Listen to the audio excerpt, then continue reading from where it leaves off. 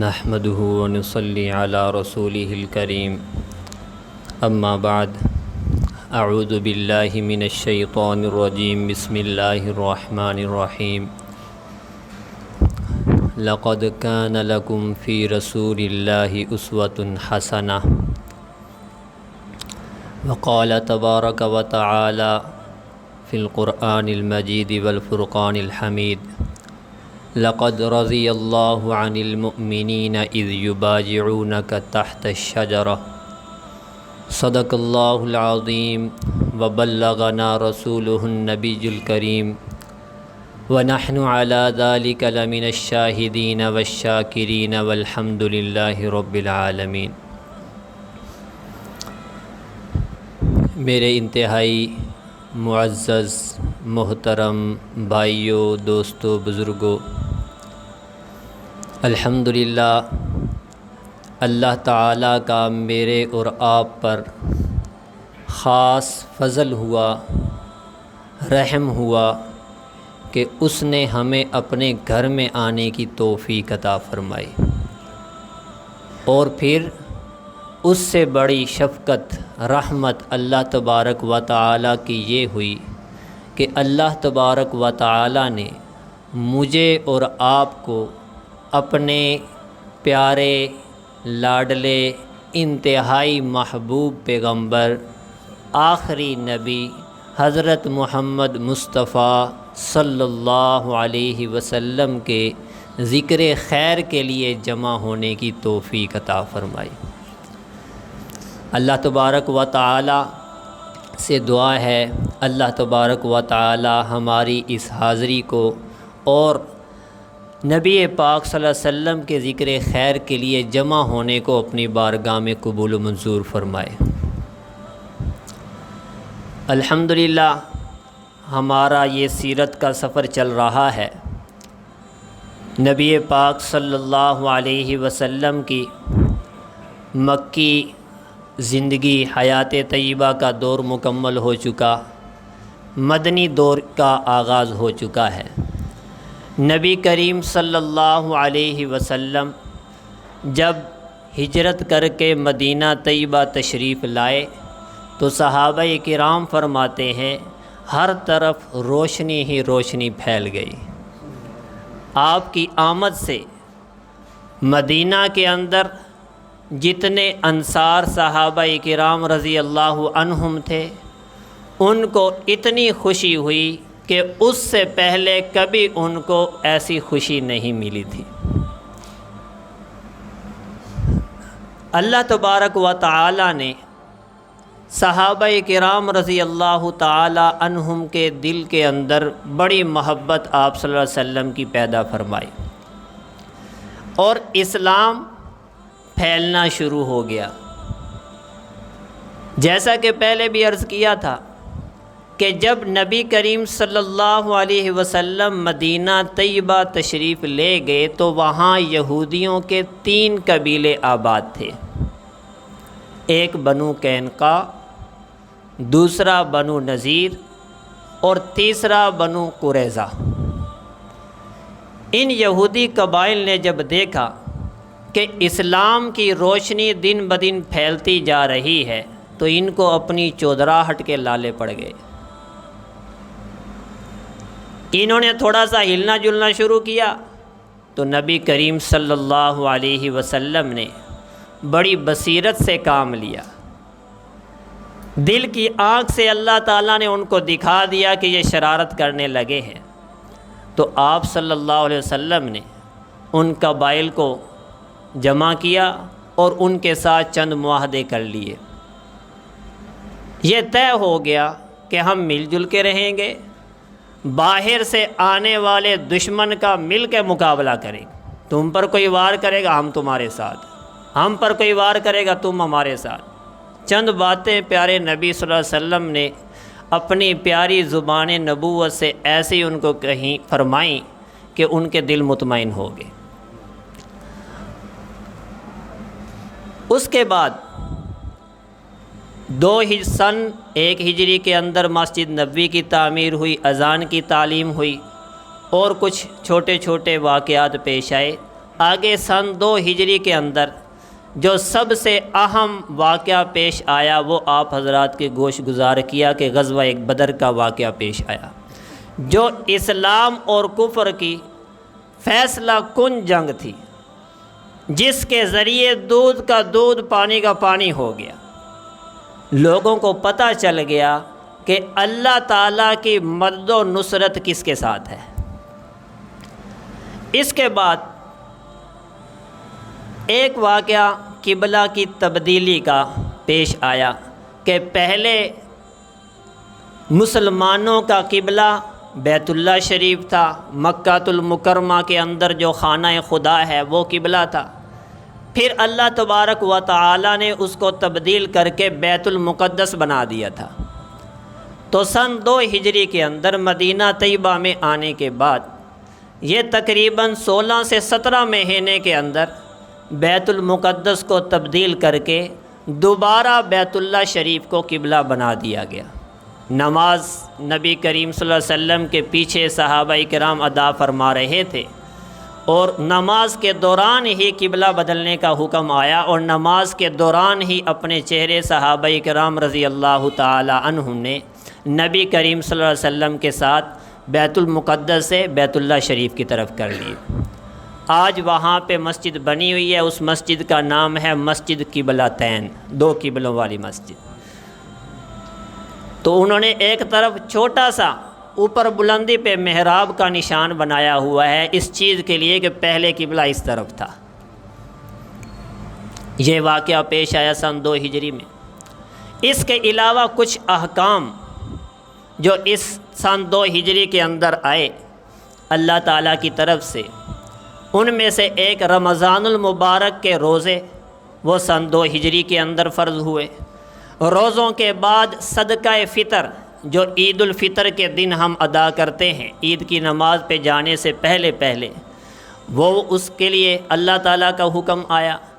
اس کے علاوہ مالدار آدمیوں پر زکوٰۃ کا فریضہ بھی سن 2 ہجری کے اندر اللہ تعالیٰ کی طرف سے نازل ہوا، حکم ہوا۔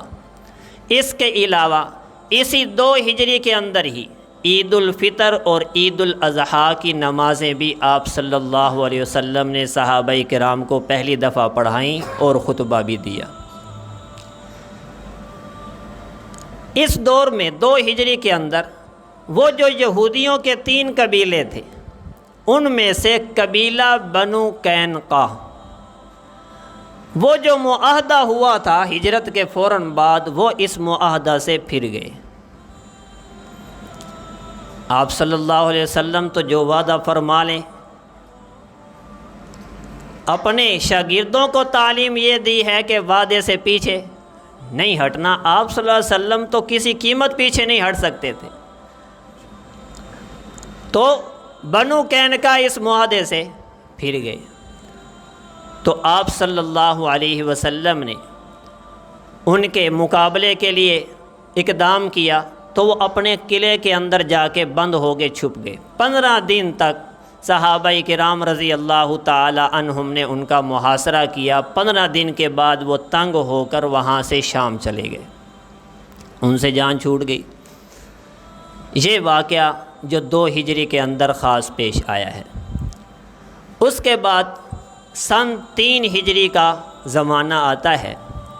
اس کے اندر 2 خاص غزوے پیش آئے ہیں، ایک غزوہ غطفان کے نام سے ہے اور ایک غزوہ احد کے نام سے۔ غزوہ غطفان کیا ہوا؟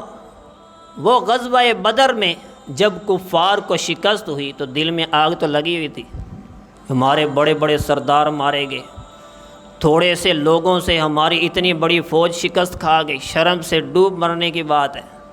تو آگ ان کے اندر بھڑک رہی تھی، تو ان کا ایک قبیلہ تھا جس کا سردار تھا دعثور نامی آدمی، اس کا سردار تھا۔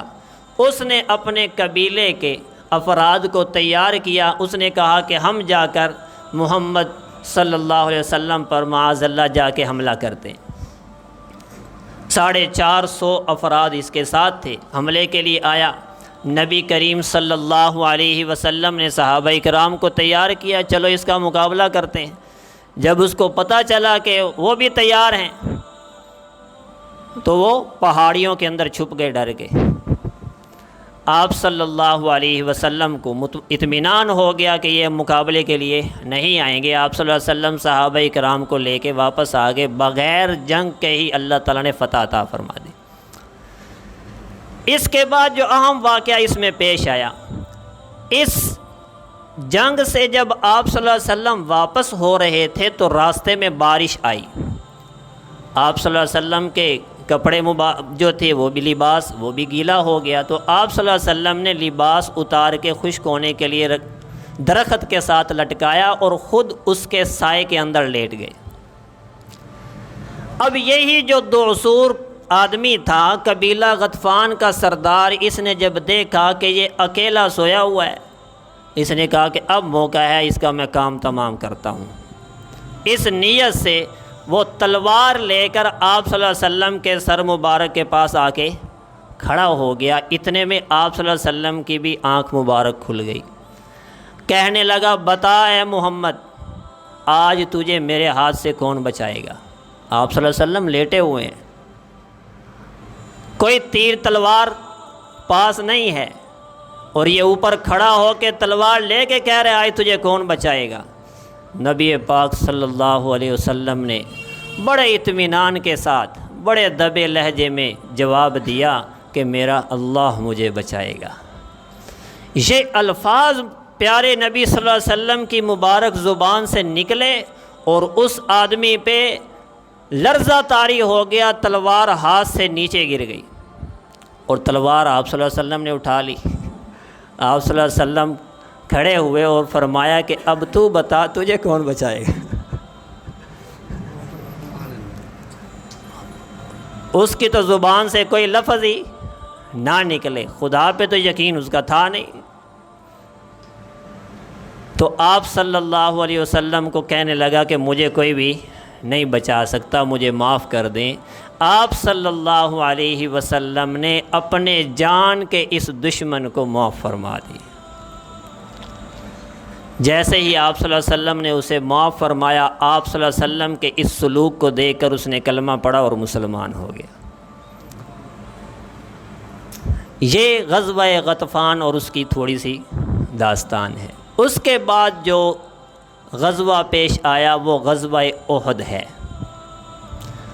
احد مدینہ طیبہ مسجد نبوی سے تقریباً 3 میل کے فاصلے پہ ایک پہاڑ ہے، اس کا نام احد ہے۔ اس کو آپ صلی اللہ علیہ وسلم نے جنتی پہاڑ کہا ہے۔ اس پہاڑ کی زیارت کرنا بھی ثواب ہے۔ اس کے قریب یہ غزوہ پیش آیا، اس لیے اس کو غزوہ احد کہا جاتا ہے۔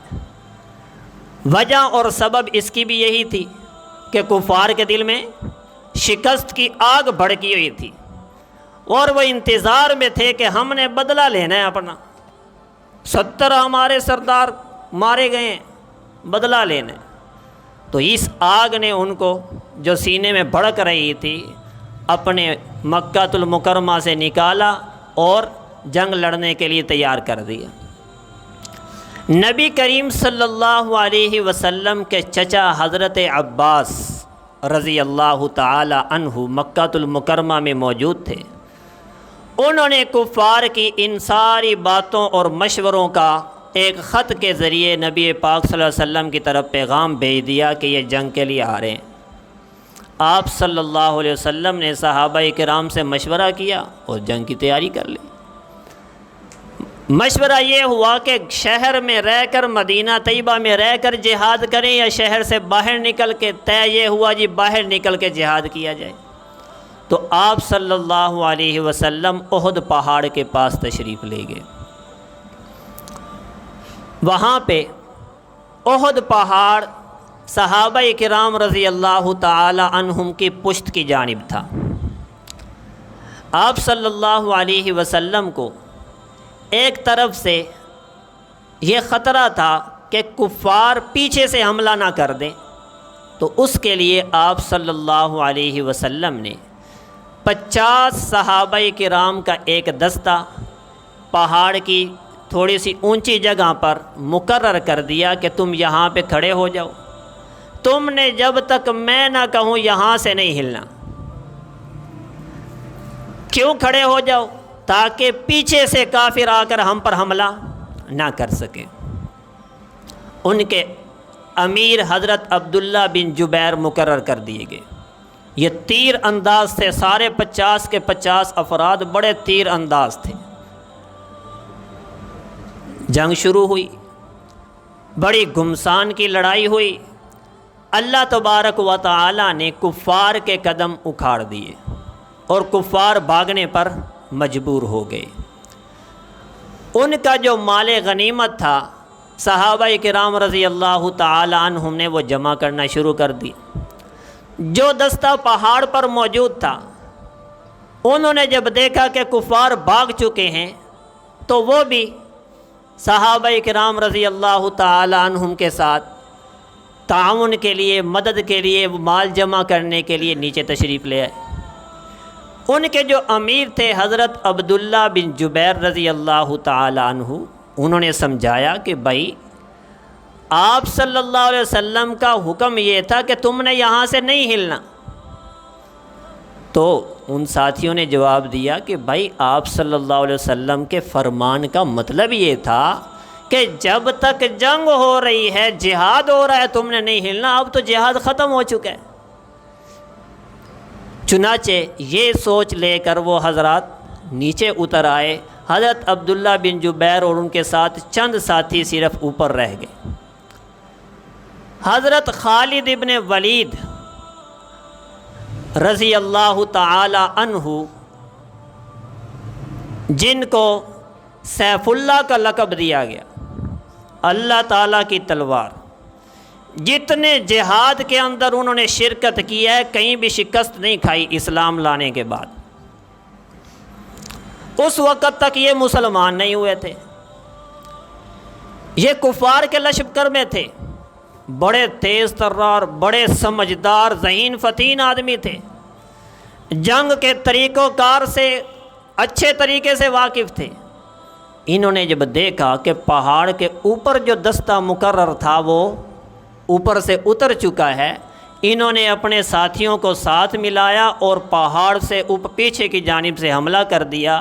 حضرت عبداللہ بن جبیر اور ان کے ساتھی شہید کر دیے گئے۔ تو پیچھے سے بھی اب کفار آ گئے، جو کفار بھاگ رہے تھے وہ بھی واپس آ گئے، تو مسلمان درمیان میں آ گئے۔ دونوں طرف سے ان پہ حملہ ہوا، سمجھ ہی نہیں لگی، کچھ صحابہ ایک دوسرے کے ہاتھ سے بھی شہید ہو گئے۔ بہت پریشانی کا منظر تھا، بڑا عجیب سماں پیدا ہو گیا۔ ادھر یہ افواہ پھیل گئی کہ کائنات کے دلہا پیارے نبی حضرت محمد مصطفیٰ صلی اللہ علیہ وسلم کو شہید کر دیا گیا ہے۔ یہ خبر صحابہ کرام رضی اللہ تعالی عنہم کی کانوں میں پہنچی تو مایوسی چھا گئی۔ اب ہم نے لڑ کے کیا کرنا ہے؟ جس کی وجہ سے کر رہے تھے، جس کے ساتھ مل کے کر رہے تھے، وہ رہا نہیں، تو اب ہم نے کیا کرنا ہے؟ ایک مایوسی سی چھا گئی۔ پھر کچھ صحابہ کرام رضی اللہ تعالی عنہم کے دل میں اللہ تعالیٰ نے بات ڈالی کہ جب تمہارے سردار دنیا سے رخصت ہو گئے تو پیچھے تم نے جی کے کرنا کیا ہے؟ اس کے بغیر زندگی بھی تو ادھوری ہے، تو اس لیے نکلو، جو کر سکتے ہو کرو۔ تو کچھ صحابہ کرام رضی اللہ تعالیٰ عنہ میں جوش پیدا ہوا اور انہوں نے اٹھ کے پھر جہاد شروع کر دیا۔ اتنے میں چلتے چلتے ایک صحابی رضی اللہ تعالی عنہم کی نظر پڑ گئی، پیارے نبی صلی اللہ علیہ وسلم الحمدللہ حیات ہیں، خیر و عافیت سے ہیں۔ انہوں نے اونچی آواز سے پکار کے کہا کہ الحمدللہ ہمارے پیارے نبی حیات ہیں، خیر و عافیت سے ہیں۔ تو صحابہ کرام رضی اللہ تعالی عنہ کی مایوسی دوبارہ ختم ہو کے جوش میں بدل گئی۔ پھر جہاد شروع ہو گیا۔ اب کفار کی ساری توجہ نبی کریم صلی اللہ علیہ وسلم کی طرف تھی، وہ سارے ادھر جھپٹے۔ آپ صلی اللہ علیہ وسلم نے فرمایا کون مجھ پر جان قربان کرے گا؟ تو چند صحابہ کرام جن کی تعداد 5 یا 6 بتائی جاتی ہے، انہوں نے آپ صلی اللہ علیہ وسلم کے ارد گرد دائرہ بنا لیا اور کفار کے سارے تیروں کا نشانہ، سارے تیروں کا رخ ادھر ہی تھا، لیکن قربان جائیں صحابہ کرام رضی اللہ تعالی عنہم پر، انہوں نے اپنے جسموں کو ڈھال بنایا، جو تیر آ رہے تھے اپنے جسموں پر سہ رہے تھے۔ حضرت ابو دجانہ رضی اللہ تعالی عنہ اپنی پشت پر تلوار تیروں کے زخم برداشت کر رہے تھے۔ حضرت طلحہ رضی اللہ تعالی عنہ اپنے پہلو پہ تیر برداشت کر رہے تھے۔ اتنے تیر لگے کہ ان کا بازو کٹ گیا، لیکن وہ بالکل مطمئن ہو کے کھڑے رہے، ہیلے تک نہیں۔ بعد میں صحابہ کرام نے دیکھا ان کے جسم پر 70 زخم کے نشان موجود تھے۔ اسی دوران ایک بدبخت حملہ کرنے میں کامیاب ہو گیا، اس نے آپ صلی اللہ علیہ وسلم پر تلوار سے زوردار حملہ کیا۔ آپ صلی اللہ علیہ وسلم نے جو خود پہنی ہوئی تھی، جس اپنے چہرہ کو محفوظ رکھنے کے لیے، سر کی حفاظت کے لیے لوہے کی ایک ٹوپی نما چیز ہوتی ہے، تو اس پہ وہ تلوار لگی تو خود کی 2 کڑیاں آپ صلی اللہ علیہ وسلم کے دندان مبارک میں گھس گئیں، جس کی وجہ سے دندان مبارک شہید ہوئے، اور آپ صلی اللہ علیہ وسلم کے چہرہ انور سے خون بہنا شروع ہو گیا۔ صحابہ کرام رضی اللہ تعالی عنہم نے ایک قطرہ بھی خون کا نیچے نہیں گرنے دیا۔ حضرت ابوبکر صدیق رضی اللہ تعالی عنہ آگے بڑھے کہ میں یہ جو کڑیاں ہیں لوہے کی آپ کے دندان مبارک سے باہر نکالتا ہوں۔ حضرت ابو عبیدہ بن جراح رضی اللہ تعالی عنہ جو 10 مبشرہ صحابہ میں سے ہیں، انہوں نے کہا کہ اے ابوبکر، آج یہ خدمت مجھے سر انجام دینے دو۔ انہوں نے اپنے دانتوں کے ذریعے آپ صلی اللہ علیہ وسلم کے منہ مبارک سے اپنا منہ لگا کر اپنے دانتوں کے ذریعے، ڈاڑوں کے ذریعے اس کڑیوں کو، ایک کڑی کو باہر نکالا۔ وہ اتنی پھنسی ہوئی تھی کہ ان کا اپنا دانت ٹوٹ گیا۔ پھر دوسری کڑی کو نکالنے کے لیے پھر انہوں نے ہمت کی، اس کے ذریعے دوسرا دانت ان کا ٹوٹا، لیکن بہرحال یہ دونوں کڑیاں نکالنے میں کامیاب ہو گئے۔ تو آپ صلی اللہ علیہ وسلم بھی اپنا خون اپنے ہاتھ پہ لیتے رہے کہ آج اگر نبوت کا یہ خون زمین پہ گر گیا تو اللہ تعالیٰ کے غضب کو کوئی طاقت روک نہیں سکے گی۔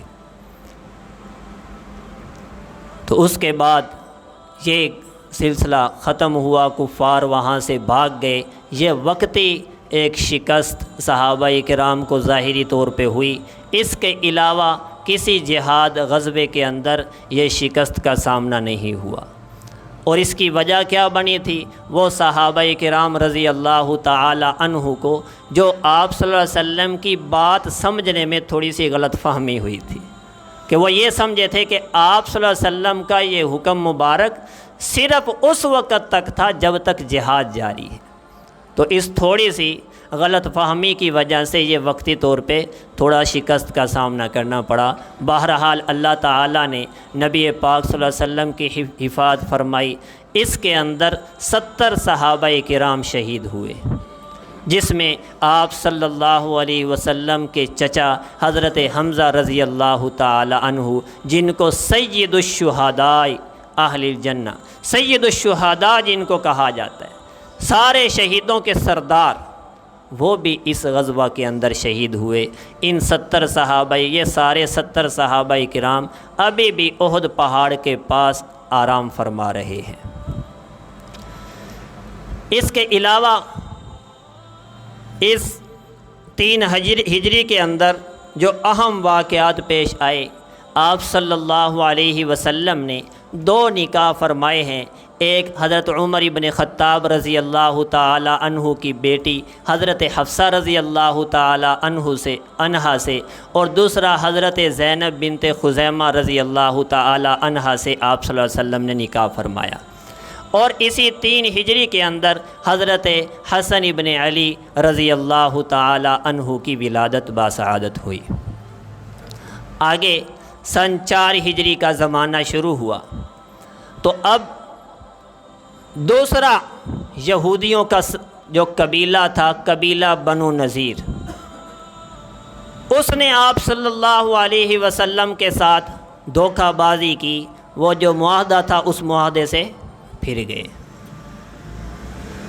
انہوں نے کیا معاہدہ کی خلاف ورزی کی؟ معاہدہ یہ تھا کہ ایک دوسرے کو کچھ نہیں کہنا، امن و امان تباہ نہیں کرنا، ایک دوسرے کا خیال رکھنا ہے۔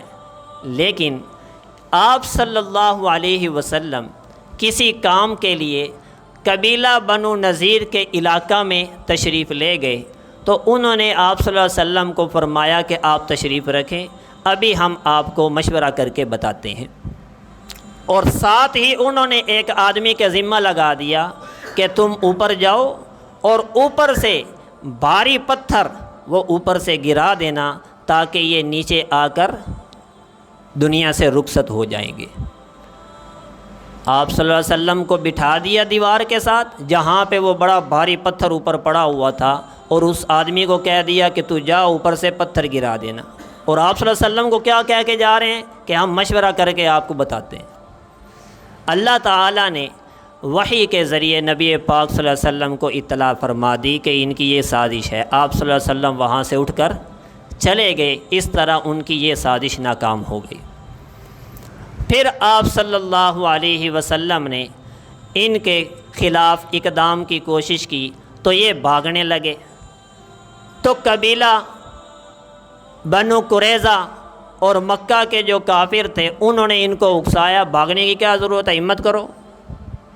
خیر آپ صلی اللہ علیہ وسلم نے پھر ان کا بھی محاصرہ کیا، یہ بھی قلعے کے اندر بند ہو گئے، 6 دن یہ بھی اندر بند رہے۔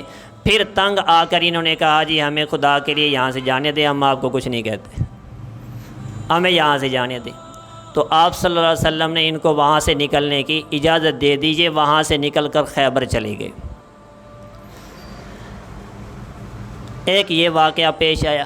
دوسرا دھوکہ دہی کا واقعہ یہ پیش آیا کہ نبی کریم صلی اللہ علیہ وسلم کے پاس ایک آدمی آیا، اس نے کہا کہ ہمارے قبیلے کے اندر دعوت کی ضرورت ہے، لوگ مسلمان ہونا چاہتے ہیں، تو میں آپ کے ہاتھ پہ بیعت کرتا ہوں، مسلمان ہوتا ہوں، آپ میرے ساتھ کچھ صحابہ کرام جو دعوت دے سکتے ہیں ان کو بھیجیں تاکہ وہ میرے قبیلے میں جا کے دعوت دیں اور وہ بھی مسلمان ہو جائے۔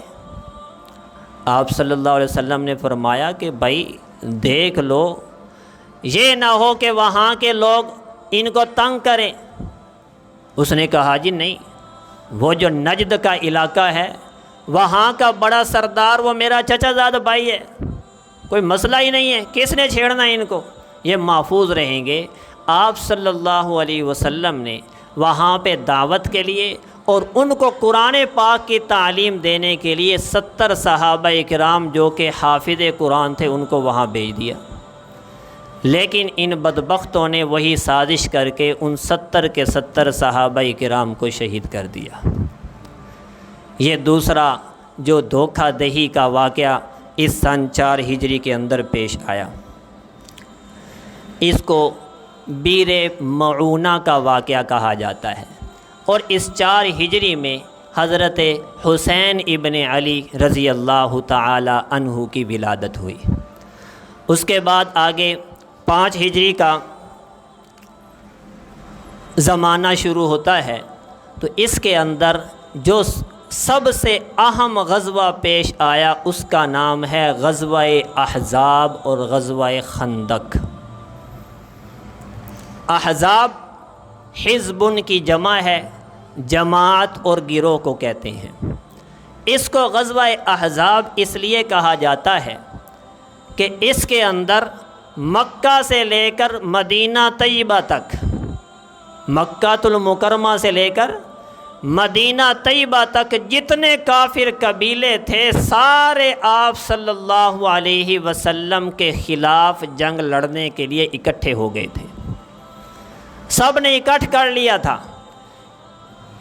کہ اس وقت ہم مل کر، سارے قبیلے مل کر حملہ کرتے ہیں اور ہمیشہ ہمیشہ کے لیے اس گروہ کا خاتمہ کرتے ہیں، اس لیے اس کو غزوہ احزاب کہا جاتا ہے۔ یہ تقریباً سارے قبیلے ملا کر 10,000 افراد ہو گئے تھے جو شروع میں جنگ لڑنے کے لیے تیار ہوئے تھے۔ غزوہ خندق اس کو کیوں کہا جاتا ہے؟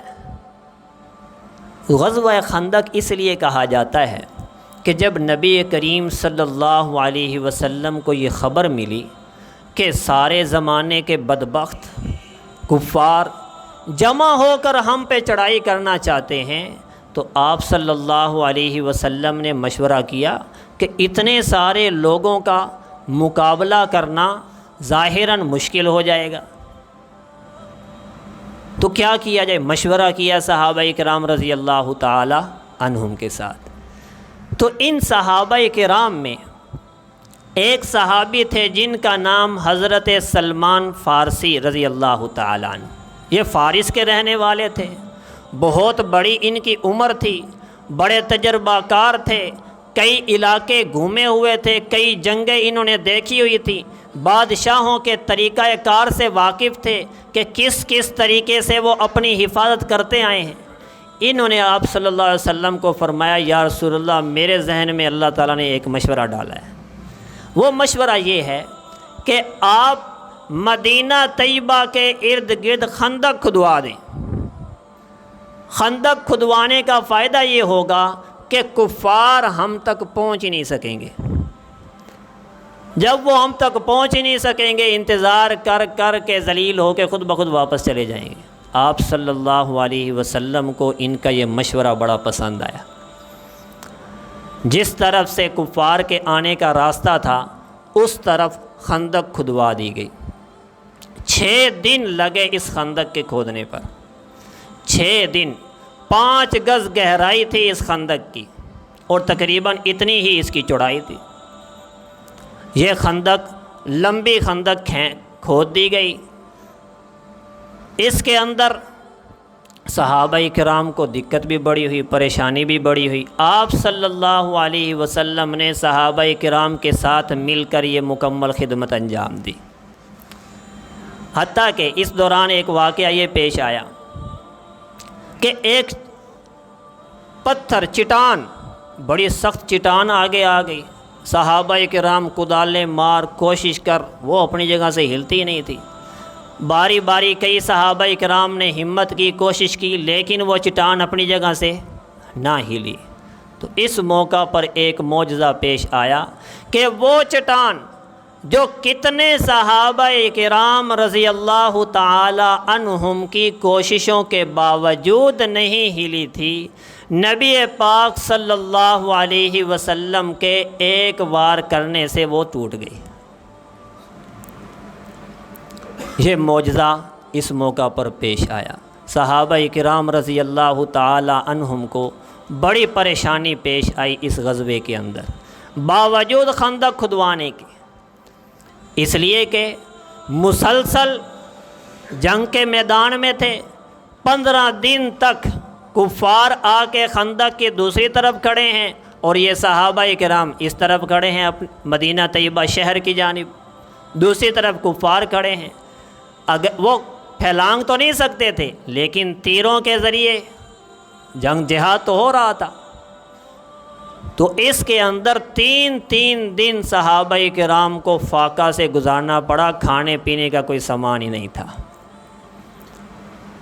اور اپنے آپ کو سہارا دینے کے لیے صحابہ کرام نے پیٹ پر پتھر باندھ رکھے تھے تاکہ بھوک کا احساس کچھ کم کیا جا سکے۔ حتیٰ کہ مجبور ہو کر، پریشان ہو کر بعض صحابہ کرام رضی اللہ تعالی عنہم نے نبی کریم صلی اللہ علیہ وسلم سے بھوک کی شکایت کی اور اپنا پتھر دکھائے کہ ہم نے پیٹ پہ باندھے ہوئے ہیں۔ نبی کریم صلی اللہ علیہ وسلم نے اپنا کرتا مبارک جب اٹھایا تو پیٹ پہ 2 پتھر باندھے ہوئے تھے۔ دونوں جہانوں کا سردار، کائنات کا دلہا، جس کے لیے میرے بھائیو دوستو یہ کائنات سجائی گئی ہے، اس کی یہ حالت تھی جس کے ایک اشارے سے آسمان و زمین سونے سے بدل سکتے تھے، جس کے ایک اشارے سے اللہ تعالیٰ ساری دنیا کی دولت ان کے قدموں میں ڈھیر کر سکتے تھے، اس پیارے نبی صلی اللہ علیہ وسلم کی حالت کیا ہے؟ بھوک کی وجہ سے پیٹ پہ 2 پتھر باندھ رکھے۔ صحابہ کرام رضی اللہ تعالیٰ عنہ اس منظر کو دیکھ کر خاموش ہو گئے۔ اور یہ وہی غزوہ ہے جس کے اندر نبی کریم صلی اللہ علیہ وسلم کی 3 یا 4 نمازیں قضا ہوئیں، نماز پڑھنے کا موقع ہی نہیں ملا، مسلسل جہاد ہو رہا تھا۔ یہ وہ غزوہ ہے، غزوہ احزاب۔ اور پھر آپ صلی اللہ علیہ وسلم نے بعد میں ایک ایک کر کے ہر نماز کی قضا بھی دی ہے۔ اس سے ایک مسئلہ سمجھاتا چلوں، ہمارے ہاں معاشرے میں مشہور یہ ہے کہ اگر کسی آدمی کی کچھ نمازیں رہ جائیں تو وہ رمضان المبارک میں یا شب برات میں یا شب قدر میں 2 نفل پڑھ لے، اس کے اندر کچھ صورتیں ہوتی ہیں مخصوص تعداد میں وہ پڑھ لے تو اس کی ساری زندگی کی قضا ہو جائے، نمازیں قضا جو ہوئی تھیں وہ ادا ہو جائیں گی، جس کو قضائے عمری کہا جاتا ہے۔ میرے بھائیو دوستو، آپ صلی اللہ علیہ وسلم نے ہر نماز کی الگ الگ قضا دے کر مجھے اور آپ کو بتا دیا کہ نماز کی جو رہ گئی ہو اس کی ادائیگی کا صرف ایک ہی طریقہ ہے کہ اس کو ایک ایک کر کے ادا کیا جائے، اور کوئی طریقہ نہیں۔ آج ہی مشکوٰۃ شریف کی حدیث شریف کتاب الصلاۃ کے اندر نظر سے گزری، جس کا مفہوم یہ ہے، من نسی صلاۃً، جو آدمی نماز پڑھنا بھول گیا، ذہن سے نکل گئی، او نام عنہا، یا وہ سو گیا جس کی وجہ سے نماز قضا ہو گئی، فَلَهُ كَفَّارَةٌ، اس کے لیے کفارہ یہ ہے، أَن يُؤَدِّيَ الصَّلَاةَ إِذَا ذَكَرَهَا، کہ جب اسے یاد آ جائے کہ میری نماز رہتی ہے تو وہ اس کو ادا کرے، اس کے علاوہ اور کوئی صورت نہیں ہے۔ کس کا فرمان ہے؟ پیارے نبی صلی اللہ علیہ وسلم کا فرمان ہے۔ ہمیں فرمان بھی بتایا اور غزوہ احزاب میں ہمیں عمل کر کے بھی دکھا دیا کہ ہر نماز کی قضا الگ الگ دینی ہے۔ اس کے ساتھ ایک غزوہ اللہ تبارک و تعالی نے اس پہ بھی صحابہ کرام کو فتح عطا فرمائی۔ اس کا کیا بنا؟ اللہ تعالی نے طوفان چلا دیا، آندھی چل گئی، جس کی وجہ سے ان کے خیمے اکھڑ گئے، ان کے سواریاں بھاگ گئیں، ان کی ہنڈیاں جو تھی، کھانے دیگچیاں جو دیگیں پڑی ہوئی تھی چولہوں پر، وہ ساری الٹ گئیں، جس کی وجہ سے کفار حواس باختہ ہو گئے اور وہاں سے بھاگنے پر مجبور ہو گئے۔ اس طرح اللہ تبارک و تعالی نے نبی پاک صلی اللہ علیہ وسلم کو اس جنگ غزوہ کے اندر بھی فتح عطا فرما دی۔ اس کے ساتھ ایک غزوہ پیش آیا تھا، غزوہ بنی مستلق، جس کے بعد واپسی پر وہ واقعہ پیش آیا کہ چند منافقوں نے اماں عائشہ رضی اللہ تعالی عنہا، میری اور آپ کے تمام مومنوں کی ماں، ان پر تہمت لگائی، غلیظ الفاظ بکے، اور اللہ تبارک و تعالی نے اپنی اس عظیم ترین بندی کے لیے قرآن پاک کی آیات نازل فرما کے خود ہی ان کے لیے گواہی دے دی کہ ان جیسی پاکیزہ عورتیں دنیا میں نہیں ہیں۔ خود اللہ تبارک و تعالی نے ان کے حق میں گواہی دی کہ یہ پاکیزہ ترین خاتون ہے۔ وہ حضرت مشہور بات ہے کہ آپ صلی اللہ علیہ وسلم نے مشورہ لیا صحابہ کرام سے کہ تم عائشہ کے بارے میں کیا کہتے ہو؟ تو حضرت عمر رضی اللہ تعالی عنہ سے بھی مشورہ لیا۔ حضرت عمر رضی اللہ تعالی عنہ نے فرمایا، یا رسول اللہ، لوگ آپ کی زوجہ مطہرہ پر تہمت لگا رہے ہیں اور آپ عمر سے پوچھ رہے ہو کہ اے عمر تیری کیا رائے ہے؟ آپ مجھے یہ بتائیں کہ آپ کی جتنی حیات طیبہ گزر گئی، آج تک گندی مکھی آپ کے جسم پر بیٹھی ہے؟ آپ صلی اللہ علیہ وسلم نے فرمایا کہ کبھی نہیں بیٹھی۔ تو حضرت عمر رضی اللہ تعالی عنہ نے جواب دیا کہ جو رب آپ کے جسم پر گندی مکھی بیٹھنا گوارا نہیں کر سکتا، وہ آپ کے مبارک بستر پر کسی گندی خاتون کو کیسے لا سکتا ہے؟ تو اس کے بعد اللہ تعالیٰ نے قرآن پاک کی آیات نازل فرما دی۔ یہ واقعہ اسی غزوہ بنی مستلق سے واپسی پر پیش آیا۔ اس سن کے اندر آپ صلی اللہ علیہ وسلم نے حضرت ام سلمہ رضی اللہ تعالی عنہا اور حضرت زینب بنت جحش رضی اللہ تعالی عنہا سے نکاح فرمایا۔ آگے 6 ہجری کا زمانہ آتا ہے۔ اس کے اندر نبی کریم صلی اللہ علیہ وسلم کو اپنے انتہائی معزز، محترم، محبوب شہر مکہ المکرمہ کو چھوڑے ہوئے 6 سال بیت چکے تھے۔ کون سا شہر؟ اتنا محبوب شہر، اتنی محبت تھی پیارے نبی صلی اللہ علیہ وسلم کو مکہ المکرمہ کے ساتھ کہ جب ہجرت کر کے نکلنے لگے بار بار مڑ مڑ کے دیکھتے تھے مکہ المکرمہ کی طرف، اور ساتھ زبان اطہر سے فرماتے تھے کہ اے میرے پیارے شہر، تجھے چھوڑنے کو دل نہیں کرتا، لیکن میری امت نے مجھے نکلنے پہ مجبور کر دیا ہے، اس لیے میں تجھے چھوڑ کے جا رہا ہوں۔ تو 6 سال کا عرصہ بیت چکا تھا۔ آپ صلی اللہ علیہ وسلم کا دل بھی کر رہا تھا کہ میں جا کے اپنے اس شہر کی زیارت کروں، اور پھر وہاں خانہ خدا بھی موجود تھا، اس کی محبت الگ تڑپا رہی تھی۔ صحابہ کرام رضی اللہ تعالی عنہ کے دلوں کے اندر بھی تمنا تھی کہ ایک دفعہ جا کے وہاں دیکھ کے آئیں وہاں پہ کیا سما ہے، زیارت کر کے اپنی آنکھوں کی پیاس کو بجھا لیں۔ تو نبی پاک صلی اللہ علیہ وسلم نے 1400 صحابہ کرام رضی اللہ تعالی عنہم کے ساتھ مل کر عمرے کا ارادہ کیا۔ مکہ المکرمہ سے نکل کر ایک منزل کے فاصلے پہ ہے، تھوڑے سے فاصلے پر ہے حدیبیہ، اس مقام پہ آپ صلی اللہ علیہ وسلم پہنچے۔ حضرت عثمان غنی رضی اللہ تعالی عنہ کو قاصد بنا کے بھیجا کہ آپ جاؤ اور جا کے مشرکین مکہ کو بتاؤ کہ ہمارے آنے کا مقصد کیا ہے۔ ہمارے آنے کا مقصد کوئی جنگ نہیں ہے، کوئی لڑائی نہیں ہے، ہم صرف عمرہ کی نیت سے آئے ہیں، خاموشی سے آئیں گے، عمرہ کر کے واپس چلے جائیں گے، اور ہمارا کوئی مقصد نہیں ہے۔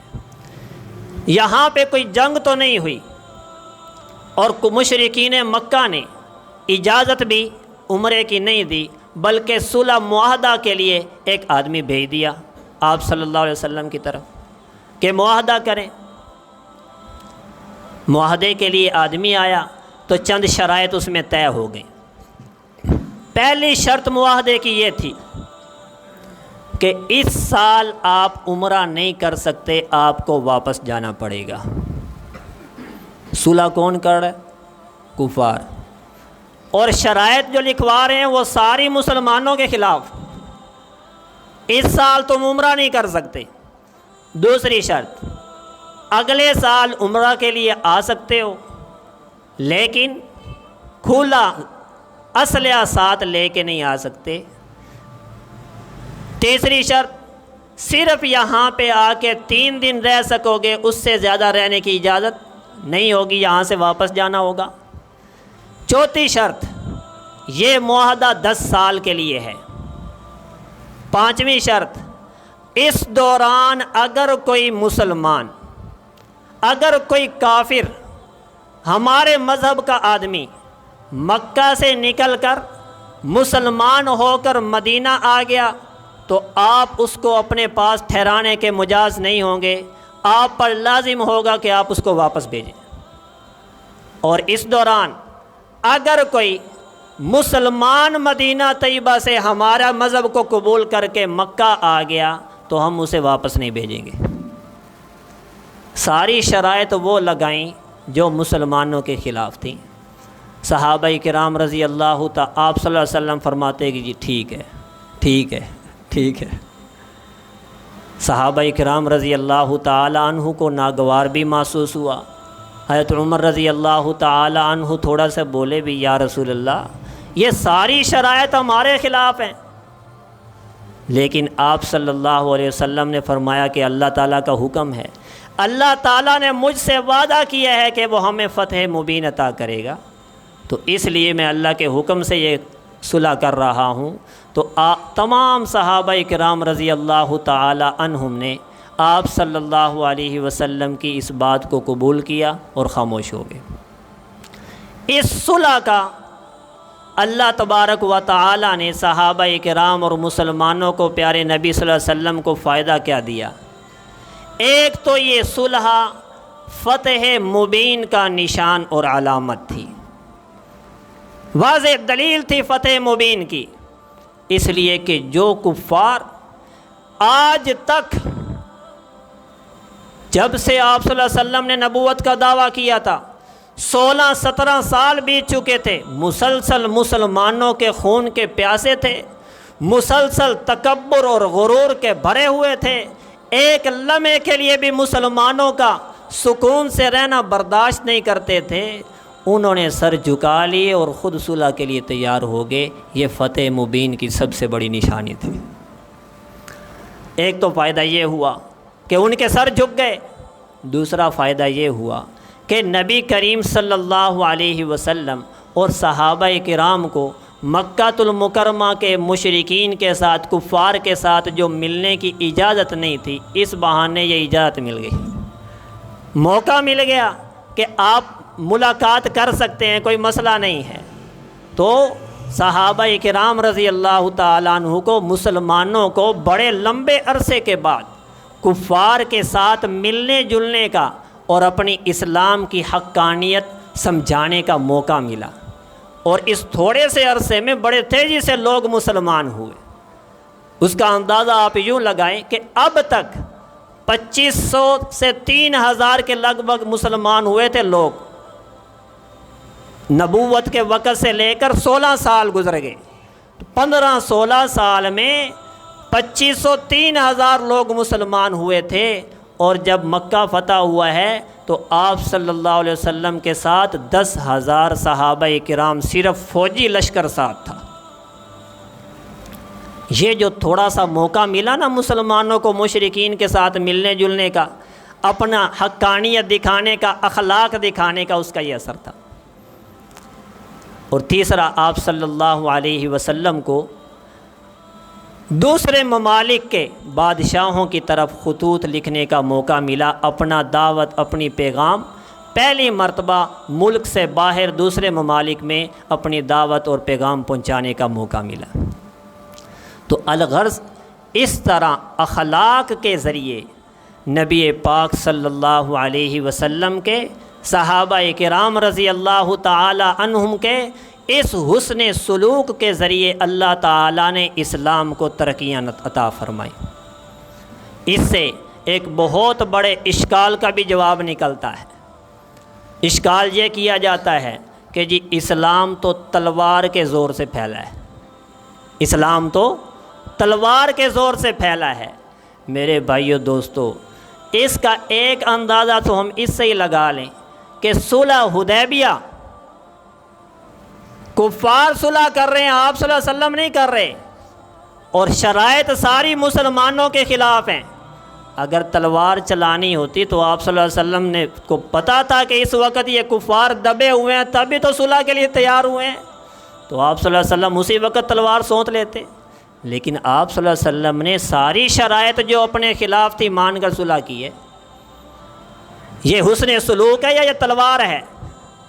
اس حسن سلوک کی برکت سے اسلام پھیلا ہے۔ دوسری بات، جو لوگ یہ اعتراض کرتے ہیں کہ اسلام تلوار کے زور سے پھیلا ہے، ان بیچاروں کو اسلام کی تعریف کا ہی پتہ نہیں ہے، اسلام کی تاریخ کا ہی پتہ نہیں، تعریف کا بھی پتہ نہیں اور تاریخ کا بھی پتہ نہیں۔ اسلام کی تعریف کیا ہے؟ اسلام صرف زبان سے دو بول بول دینے کا نام نہیں ہے۔ اسلام کی تعریف علماء نے لکھی ہے، تصدیق النبی صلی اللہ علیہ وسلم فی جمیع ما علم مجیئہ النبی صلی اللہ علیہ وسلم ضرورتاً۔ جو کچھ نبی کریم صلی اللہ علیہ وسلم تعلیمات لے کے آئے ہیں، ان تمام تعلیمات کو ان کا زبان سے اقرار کرنے کے ساتھ ساتھ دل سے ان کو ماننے کا نام اسلام ہے۔ تو جس آدمی نے تلوار کے زور سے کلمہ پڑھا ہوگا، وہ کلمہ صرف زبان پہ ہوگا یا دل میں بھی اترے گا؟ وہ کلمہ دل میں تو نہیں جائے گا، وہ تو زبان پہ رہے گا۔ وہ مسلمان کیسے ہو سکتا ہے؟ اللہ تعالیٰ کے ہاں ایمان اور اسلام معتبر ہی اس انسان کا ہے جو اپنی رضامندی اور خوشی کے ساتھ اسلام کو قبول کرے۔ زبردستی پڑھا جانے والا کلمہ اللہ تعالیٰ کے ہاں معتبر ہی نہیں۔ اللہ تعالیٰ نے قرآن پاک میں فرمایا وَلَوْ شَاءَ رَبُّكَ لَآمَنَ مَنْ فِي الْأَرْضِ كُلُّهُمْ جَمِيعًا، اگر اللہ تعالیٰ چاہتے تو پوری روئے زمین پر جتنے انسان ہیں سارے کے سارے ایمان لے آتے۔ اگر زبردستی کا ایمان اللہ تعالیٰ کے ہاں معتبر ہوتا تو اللہ تعالیٰ سب کو مسلمان بنا دیتے۔ ایسا نہیں کیا گیا، اختیار دیا گیا، فَمَنْ شَاءَ فَلْيُؤْمِنْ وَمَنْ شَاءَ فَلْيَكْفُرْ، جو چاہے ایمان لائے جو چاہے کفر کرے، سزا یہ ہے کفر کی۔ پھر بھی کہنا کہ اسلام قوت بازو سے پہلے ہے، کیسے اشکال کیا جا سکتا ہے؟ دوسری صحابہ کرام رضی اللہ تعالی عنہم کو دیکھیں، نبی کریم صلی اللہ علیہ وسلم نے جب نبوت کا اعلان کیا ہے تو اس وقت آپ صلی اللہ علیہ وسلم کے ساتھ کون تھا؟ کون سی تلوار آپ صلی اللہ علیہ وسلم کے پاس تھی؟ کون سی حکومت آپ صلی اللہ علیہ وسلم کے پاس تھی جس کے ذریعے آپ صلی اللہ علیہ وسلم نے ابوبکر کو مسلمان کیا؟ جس کے ذریعے سے شروع میں جن صحابہ کرام نے کلمہ پڑھ کے اسلام قبول کیا ہے، کون سی قوت تھی جس نے ان کو مجبور کیا؟ آپ صلی اللہ علیہ وسلم کے پاس تو کوئی تلوار نہیں تھی۔ کون سی طاقت تھی؟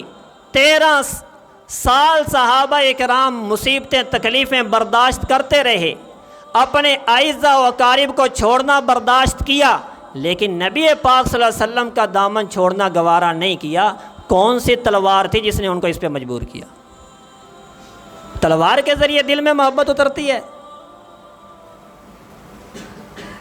جہاد کا تو حکم ہی مدنی دور میں نازل ہوا ہے، وہ پہلے جو 13 سالہ مکی دور ہے اس کے اندر جو صحابہ کرام کے قبائل مسلمان ہوئے ہیں، کون سی تلوار نے ان کو اسلام پہ مجبور کیا؟ دستے کے دستے مسلمان ہوئے۔ 83 صحابہ کرام مرد اور 18 عورتیں تھیں جنہوں نے حبشہ کی طرف ہجرت کی تھی۔ مدینہ طیبہ سے 70-80 افراد نے آ کے جو کلمہ پڑھا تھا مکہ المکرمہ میں آ کر، آپ صلی اللہ علیہ وسلم کی ہجرت سے پہلے کون سی تلوار مکہ سے مدینہ گئی تھی جو ان کو کھینچ کے لائی تھی کہ ادھر آ کے کلمہ پڑھو؟ عجیب بات کرتے ہیں۔ اسلام کا قانون ہی یہ نہیں ہے۔ اسلام کا قانون یہ ہے جب مسلمانوں کا لشکر کسی علاقے میں جائے، بالکل آخری جملہ، مسلمانوں کا لشکر کسی علاقے میں جائے، وہاں پہ جا کے ان کو اسلام کی دعوت دے، بھائی کلمہ پڑھ لو کامیاب ہو جاؤ گے۔ وہ کلمہ پڑھ لیں، ان کو کہو تم ہمارے بھائی ہو، تم اور ہم برابر ہیں۔ اگر وہ کلمہ نہ پڑھیں، دوسرا سٹیپ اور درجہ یہ ہے کہ ان کو کہو کہ بھائی اسلام کے تابع ہو کے تم نے رہنا ہے، جزیہ دینا ہے، تم بے شک یہودی ہو یہودی رہو، عیسائی ہو عیسائی رہو، اپنے احکام پہ عمل کرو، لیکن اسلامی احکام میں اسلامی حکومت میں دخل اندازی نہیں دینی۔ وہ اگر مان جائیں جزیہ دے دیں تو ٹھیک ہے، ان کو کہو کہ ہم تمہاری حقوق تمہیں دیں گے، تمہاری جانوں اور مالوں کا ہم تحفظ کریں گے، تم یہودی بن کے رہو، اسلامی نظریہ بے شک نہ اپناؤ، تمہیں کچھ نہیں کہا جائے گا، تم اپنے احکام پر عمل کرو، خنزیر کھاتے ہو کھاؤ، شراب پیتے ہو فروخت کرتے ہو کرو، تمہیں کوئی نہیں روکے گا۔ اگر یہ دونوں باتیں وہ نہ مانے، پھر تیسرا نمبر ہے تلوار کا۔ کلمہ بھی نہیں پڑھتے، اسلام کی اطاعت بھی نہیں کرتے، اسلام کی حکومت کو قبول بھی نہیں کرتے، تو پھر تلوار تمہارا فیصلہ کرے گی۔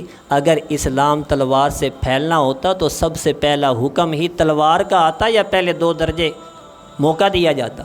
شروع سے ہی حکم ہوتا کہ تلوار کے ساتھ ان کی گردنیں اتار دو، اسلام کی دعوت پیش کرنے کا یا جزیہ کی بات نہ کی جاتی۔